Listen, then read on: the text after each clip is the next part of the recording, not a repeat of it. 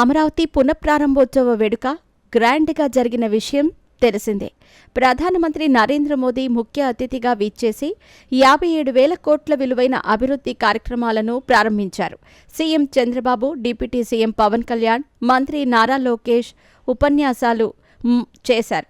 అయితే సభావేదికపై deputy CM Pawan Kalyan, ప్రధాని మోదీ మధ్య జరిగిన ఒక ఆసక్తికరమైన సంఘటన అక్కడికి వచ్చిన ప్రతి ఒక్కరిని ప్రత్యేకంగా ఆకర్షించింది.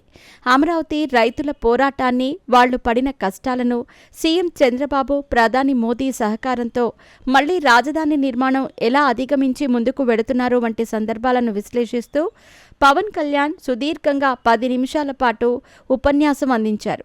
అయితే మాట్లాడుతున్నంతసేపు పవన్ కళ్యాణ్ మధ్యలో దగ్గుతూ ఉన్నాడు. ఇది గమనించిన ప్రధాని మోదీ ఉపన్యాసం అయ్యాక కూర్చున్న పవన్ కళ్యాణ్కి ప్రత్యేకంగా దగ్గరకు పిలిచి విక్స్ని చేతికిచ్చాడు. దీనికి సంబంధించిన వీడియో ఇప్పుడు సోషల్ మీడియాలో బాగా వైరల్ అయ్యింది.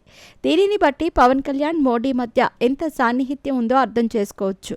ప్రపంచంలోనే అత్యంత పవర్ఫుల్గా పిలువబడే ప్రధాని మోదీ పవన్ కళ్యాణ్కి ఎందుకు ఇంతలా కనెక్ట్ అయ్యాడు అనేది అర్థమవటం లేదని సోషల్ మీడియాలో నెటిజన్స్ మాట్లాడుకున్నారు.